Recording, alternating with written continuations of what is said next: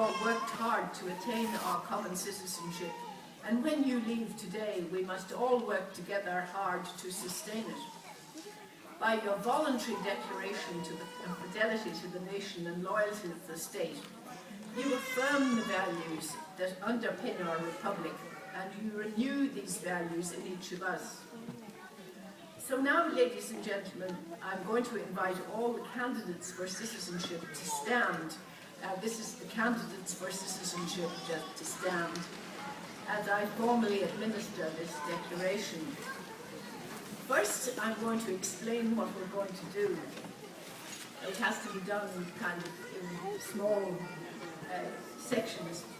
I will say the word I, and then all of you will say out loud your own name. You know, your own special name, that's your individual name.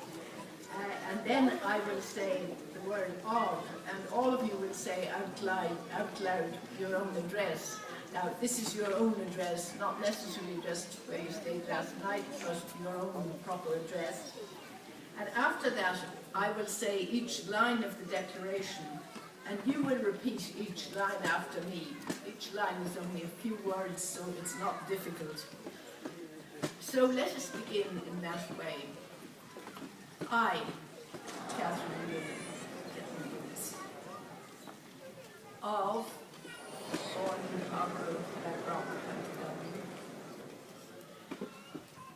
having applied to the Minister for Justice and Equality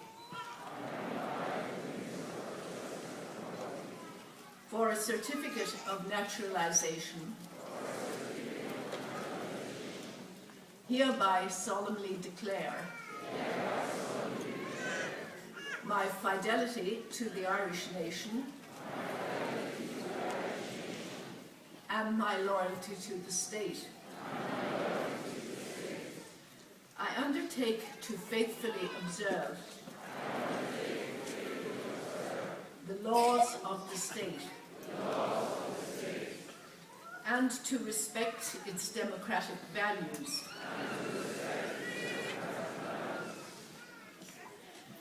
My congratulations to you.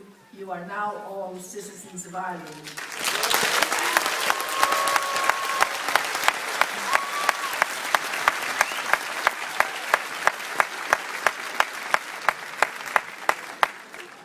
So now you can please be seated, and I just want to call now on Mr. Shatter to make a couple of closing remarks. So my heartiest congratulations to all of you, and I hope we will all have an extremely happy life here as citizens. Thank you.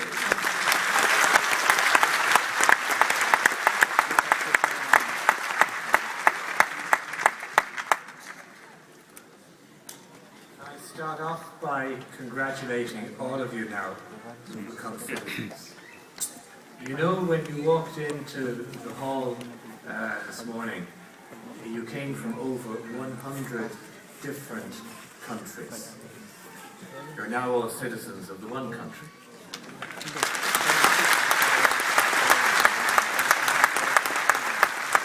Now, I don't want people to get too comfortable, so everyone who's just taken the oath and become an Irish citizen, I want you to stand up once more. Now, I want you to look around you, and I want you to shake the hand of the Irish citizens standing beside you and behind you and congratulate each of them.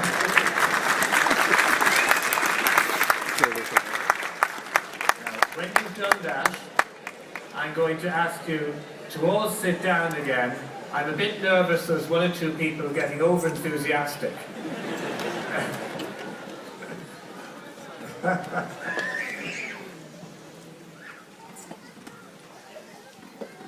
I just want to make a few closing comments. As Judge McGuinness said, you're now Irish citizens, but all of you will still have family in other countries, the countries of your original nationality. You've brought with you an amazing cultural heritage to Ireland. And becoming an Irish citizen doesn't mean you forget your families, nor does it mean you abandon your cultural heritage. We want to share in the richness of your heritage, and we want you to share in the richness of the heritage of this country. And I know that many of you have children who are probably already learning Irish dance, and some of them, no doubt, are speaking Irish, and hopefully we'll see some of them in the future lining out for Irish sport teams.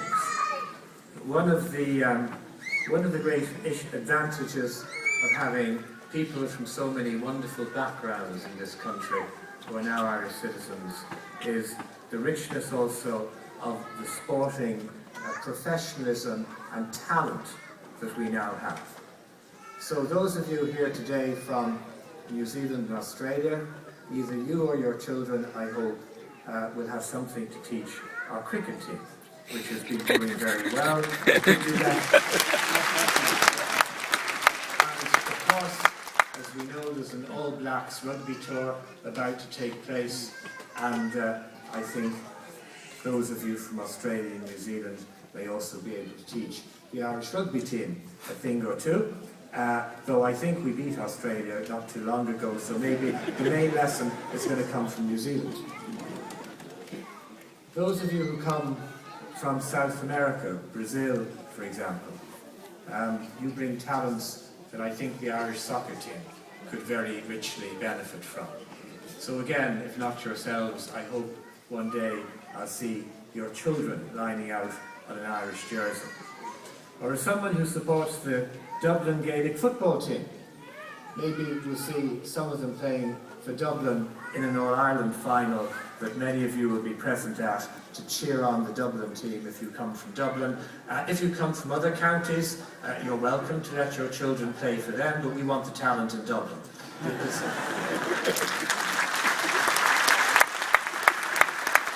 Of course, we also have within this group today some people from Russia, and you bring with you your wonderful literary heritage and dance, and particularly in the area of ballet, there's a rich and wonderful tradition in Russia which I know and I hope will contribute and add to the Irish dancing tradition. We have a number of people here from the Philippines, and their wonderful involvement in our health services and our nursing services. I want to thank them for the work they do, and to say that we're truly proud to have you as Irish citizens. We have, in fact, quite a number of people I know amongst us today from the caring professions, from the medical profession and from other areas who are looking after people in our hospitals, looking after our elderly in nursing homes, and the work you do is invaluable, and I'd ask that they be given a round of applause. As Minister for Justice, I have a particular interest. We have here, as you know, the Army Band, and on occasions at citizenship ceremonies, we have the Garda Band, and they both play wonderful music. And perhaps in the future, if not yourselves, your children might join the Garda Síochána and help preserve peace and the rule of law in their local communities, or maybe join our defence forces and participate in peacekeeping missions in the United Nations. I hope that we see that, and I know already that there's a very substantial contribution being made by our immigrant communities in the Garda Reserve. So these are all things that I hope you have the opportunity to see family members engaged in. Those of you who are parents, I hope you will be able to attend the ceremony, graduation ceremony in Garda Síochána or of the Defence Forces, where some of your children are proudly wearing the Army or the Garda uniform. Now, I just want to now conclude by thanking your guests for coming with you, those who've joined you for today's ceremony, and could I particularly thank the many uninvited children who are always welcome.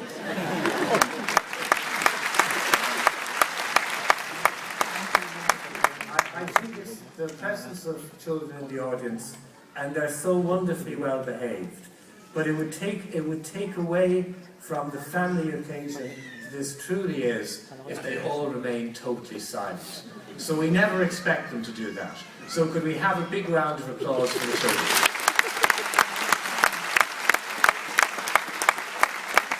I hope you've enjoyed this ceremony.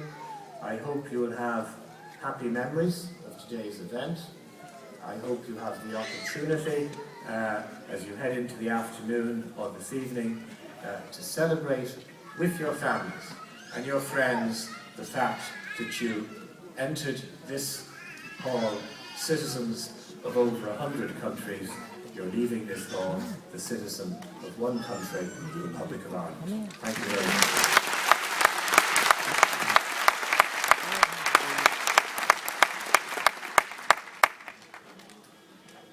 Before we play the national anthem, uniquely today, we will have a short presentation.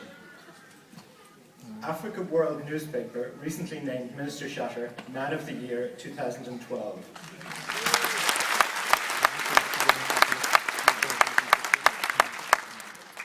I now invite representatives of Africa World, Uka Okori and Royal Nkembele, to present the Minister with this award.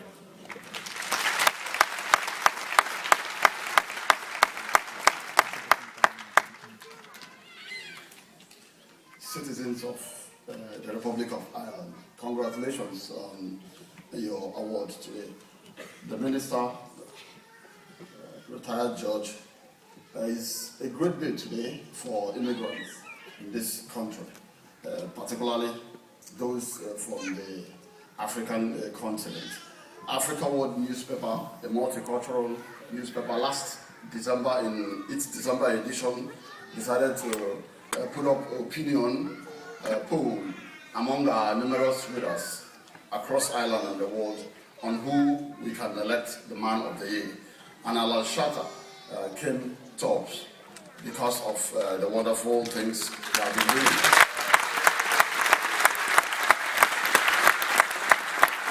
You can agree with me today with the statistics he trashed out since he assumed a position on the 9th of March 2011 as the Minister of Justice, Equality and Defense, that he has added energy to his office. He has made things very progressive.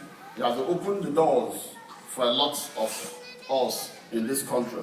One of our readers just said that he has really given a new hope to his children, and that is why today is a special occasion. So we congratulate you. Before I call up the Minister to take up the award, it is incumbent on us, since we have the new power to act, to react, to contribute. Many of us have been down praying for this day, and today has finally come. It was Kennedy who said in America that seek what you can do for America, not what America can do for you. It is now up to you to know what you can do for the Republic of Ireland.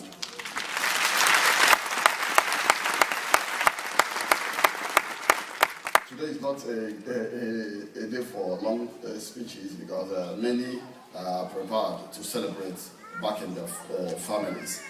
I congratulate all of you, and I enjoin you to be law-abiding and to keep contributing to the success of Ireland. Let it come back. Let the old Celtic tiger, the paws and the claws, let it be back, so that we can all rejoice on this day. With this, I call upon the Minister to take up his award.